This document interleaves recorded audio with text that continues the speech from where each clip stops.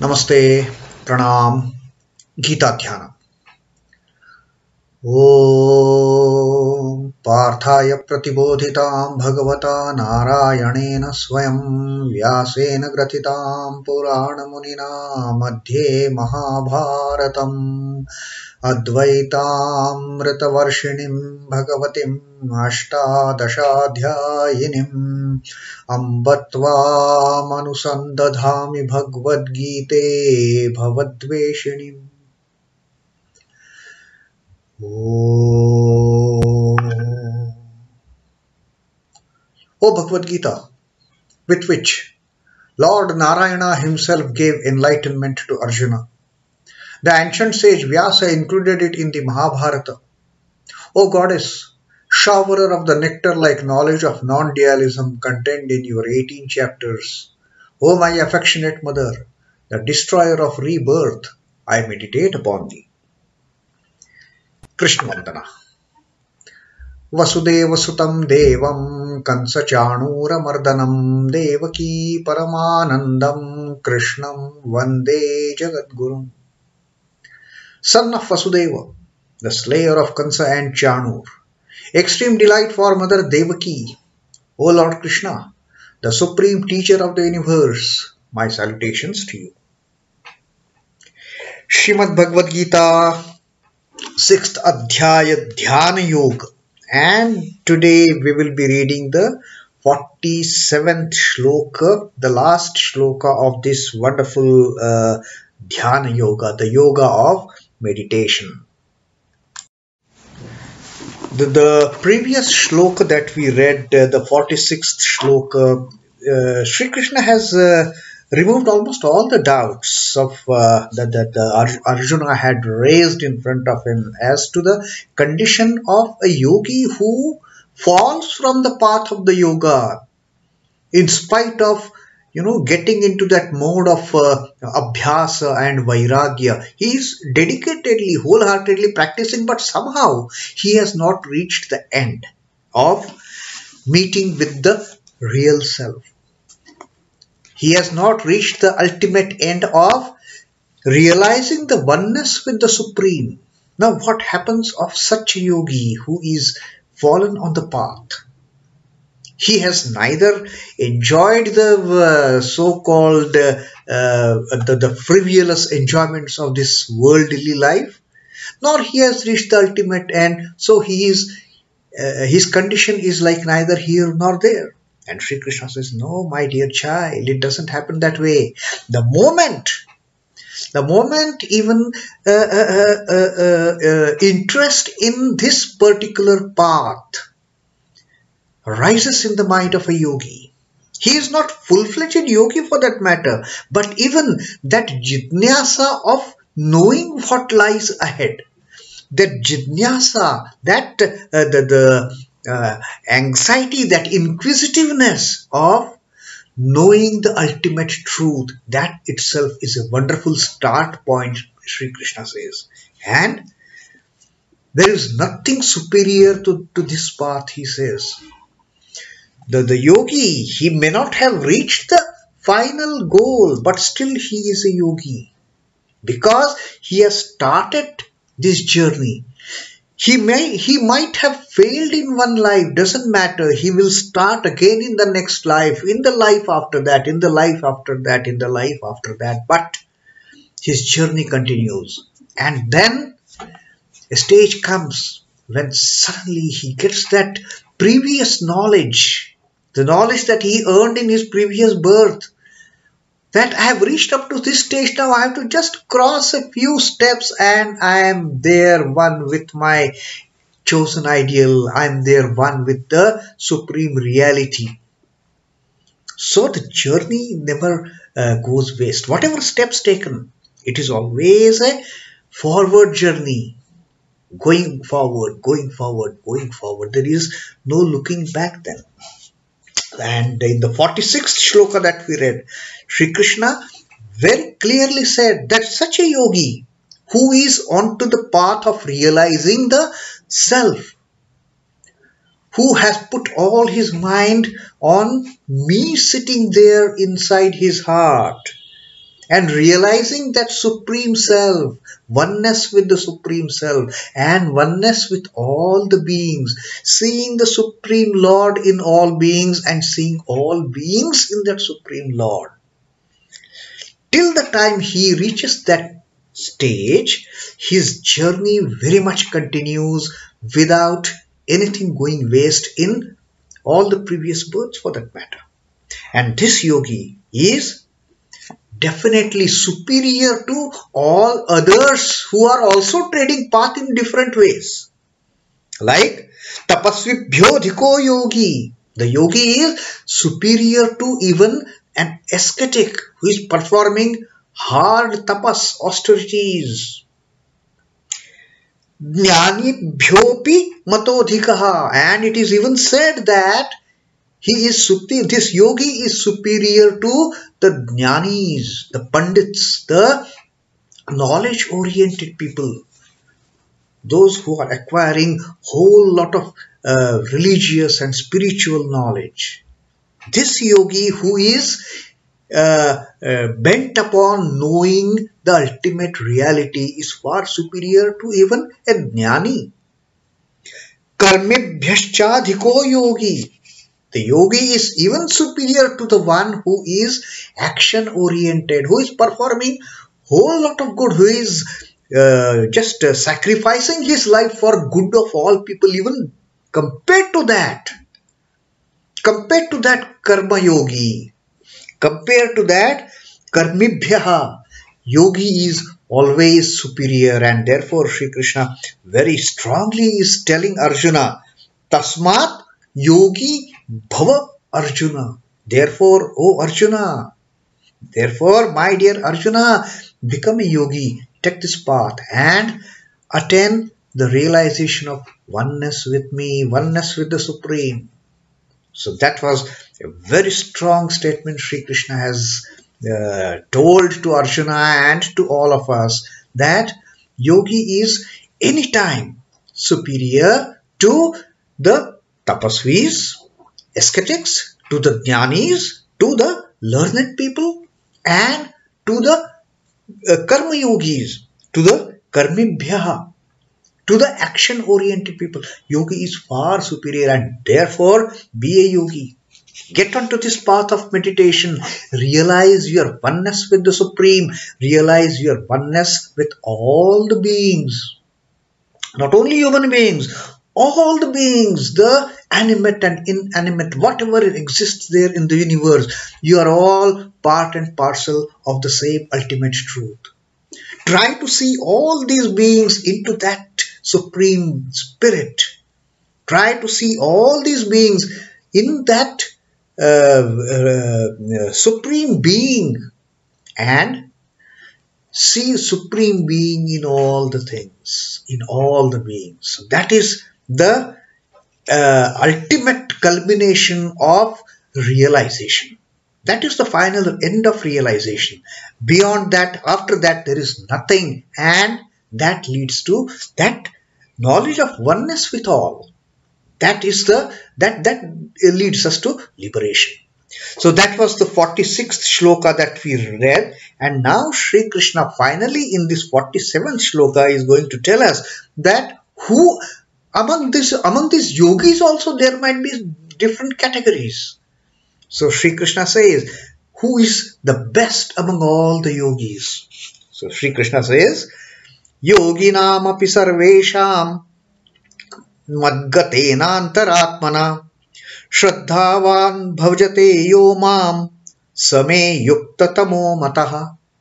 Among all the yogis, yoginām api sarveṣhāṁ, among all the yogis, even among all the yogis who are walking on this path of meditation in realizing oneness with all, in realizing oneness with the Supreme, among all those yogis, mad-gatenāntar-ātmanā, who is totally devoted to me, mad-gatenāntar-ātmanā, who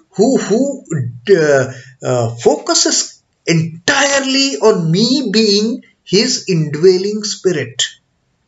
Mad-gatenāntar-ātmanā, mad-gatenāntar-ātmanā, that with his inner self merged in me, he realizes, his entire focus is on me in his self.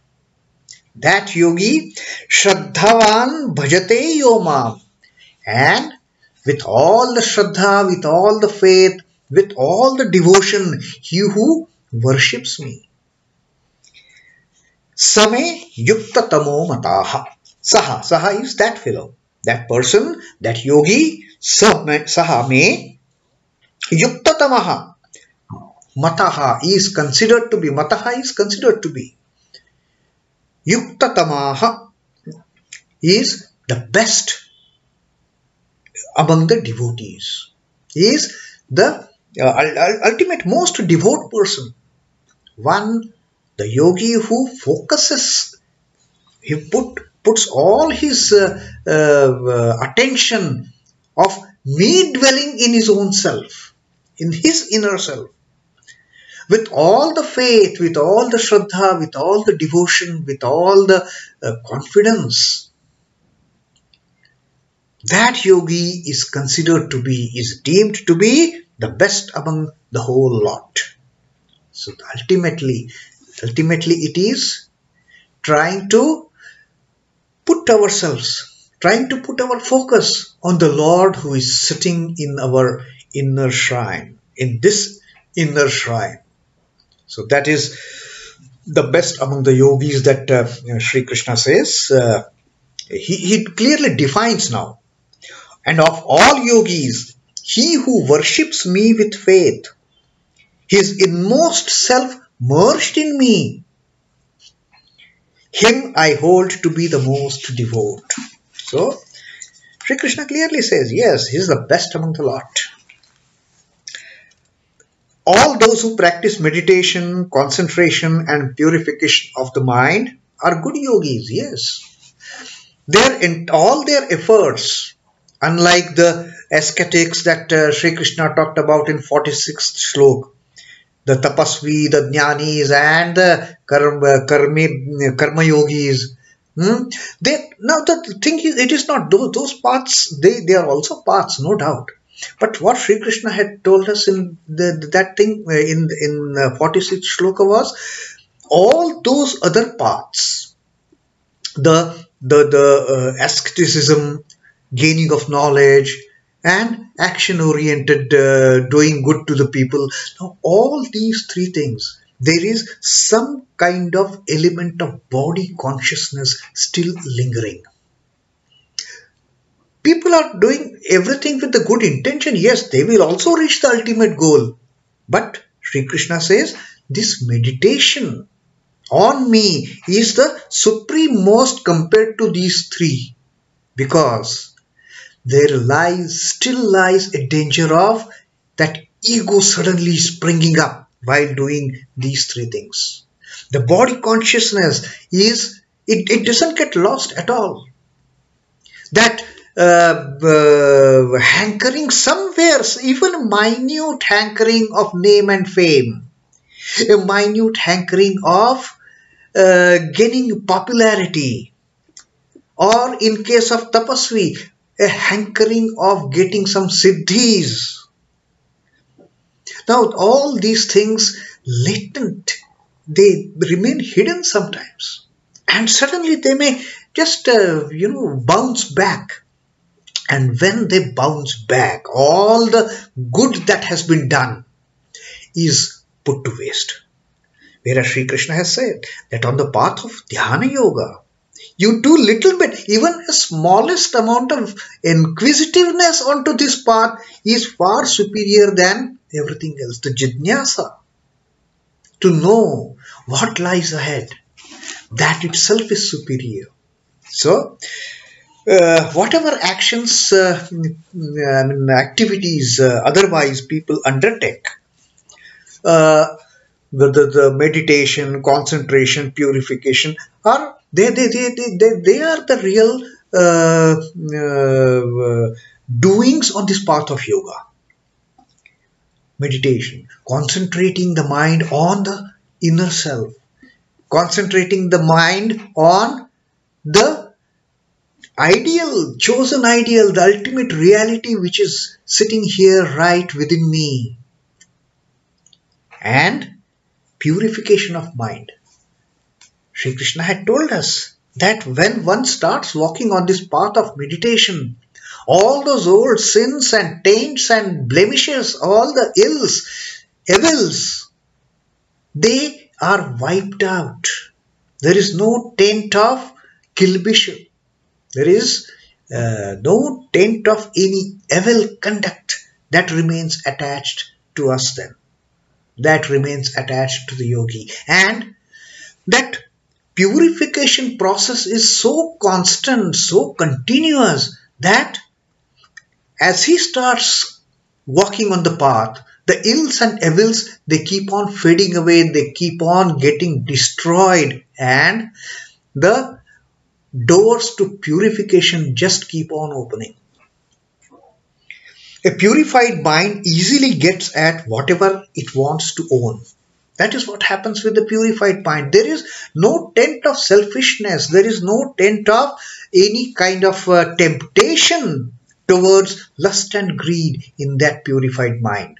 And once that temptation for lust and greed is gone, the mind can think only of the Lord, the Blessed Mother, the Divine Mother. Then there is nothing in between the self and the Supreme Self. That yogi excels who, instead of turning his powerful mind on minor deities and mundane things, devotes himself to the worship of Ishvara, the Supreme Goal. Then yes, there is kind of, it is like a catapult. The yogi just jumps from that stage of worshipping minor deities to the Supreme Lord. All the gods and goddesses then just vanish for him, and he attains to that ultimate reality. There is no higher state than this to be attained by man, and that state is absolutely the ultimate state of bliss. That state is the ultimate state of joy. That is the ultimate anandam, as is described in Satchidanandam. That is the ultimate oneness with the Supreme. Now what Sri Ramakrishna says on this: meditate on enlightenment and bliss which are eternal. Don't meditate on small things then. Don't meditate on let me have some money. Don't meditate on let me have some riches and good name, and don't meditate on this. Meditate, have all the focus on ultimate enlightenment, on the ultimate bliss which are eternal. Then you gain bliss which is everlasting. All those petty joys and petty enjoyments, they mean nothing to the yogi. It is only the ultimate bliss. This bliss in the ordinary man is shrouded in ignorance. An ordinary man who is hankering after the worldly enjoyments in his heart also, in his inner being also, bliss is there, but it is hidden from the ignorance. That is what happens in the ultimate, in the ordinary person, as Sri Ramakrishna says. And therefore, he hankers after those petty enjoyments. Those enjoyments which have no lasting impressions. That is what happens with the ordinary beings. But the yogis, their hankering is only for the eternal bliss. As your desire for sense pleasure declines, your devotion to the Lord develops into divine thirst. The moment the inclination towards enjoying the worldly pleasures decreases, your inclination towards lust and greed decreases, automatically the process of purification starts. And then we are getting away from all those evil taints. And as the mind gets purified with this process of meditating on the eternal, the devotion to the Lord also develops into that divine thirst. I must attain it. What happens when we are thirsty? Unless and until we gulp that glass of water, we are not satisfied. And in case of yogi, he has realized the temporariness, he has realized the meaninglessness in those worldly pleasures. So the yogi now thinks only of the divine bliss. And that divine thirst can only be quenched when the mind realizes the oneness with the ultimate being, with the ultimate truth, with the ultimate existence. And Sri Krishna says that such a yogi who devotes himself to me alone in his inner self, who is constantly dwelling on my presence within himself, with great devotion, with great faith, with great Shraddha, that yogi is the best among the lot according to me. So, let us, this is what Sri Krishna has talked and taught to Arjuna and to us about the Dhyana Yoga, the yoga of meditation. And this completes the first set of 6 chapters. We started with Arjuna Vishada, then went to Sankhya, then Karma, and slowly now we have come to this 6th chapter. We have completed the reading of the 6th chapter, the yoga of meditation, where Sri Krishna has told us clearly, you walk on this path, be yogis, tasmat yogi bhavarjuna. That was his clear-cut, order to Arjuna. Therefore, become a yogi. And even among the yogis, be that yogi who dwells, who focuses all his energies, who focuses all his concentration on me dwelling in his inner self, with all the devotion, with all the faith, with all the Shraddha, and he becomes the most favorite, most beloved disciple for me, most beloved yogi for me. He is the most devout. So with that, let us, incidentally, on this 31st of December, we have completed this Dhyana Yoga, and in the new year, in 2022, we will start with the 7th chapter, Jnana Vijnana Yoga. After realizing the self, after realizing the oneness with the Supreme, what happens of such a yogi? That Sri Krishna is going to tell us. That he is getting the yoga of knowledge and ultimate realization. That is the ultimate knowledge that he has got with being found his oneness with the Supreme Lord, finding oneness with all the beings around, seeing, realizing the Supreme Self in all the beings, and realizing the presence of all beings in the Supreme Self. There is no diversity, there is only one and only one unity. So that was the beautiful Dhyana Yoga that we read. It is Shrimadbhagavadgitasupanishatsu Brahmavidyayaam Yoga Shastre Sri Krishnnarjunasamvade Dhyanahogo Naam Shashthodhyayaha. In the Upanishad of the Bhagavad Gita, the knowledge of Brahman, Brahmavidyayaam, Yoga Shastre, the supreme science of yoga, Sri Krishnnarjunasamvade, the dialogue between Sri Krishna and Arjuna, Dhyanahogo Naam Shashthodhyayaha.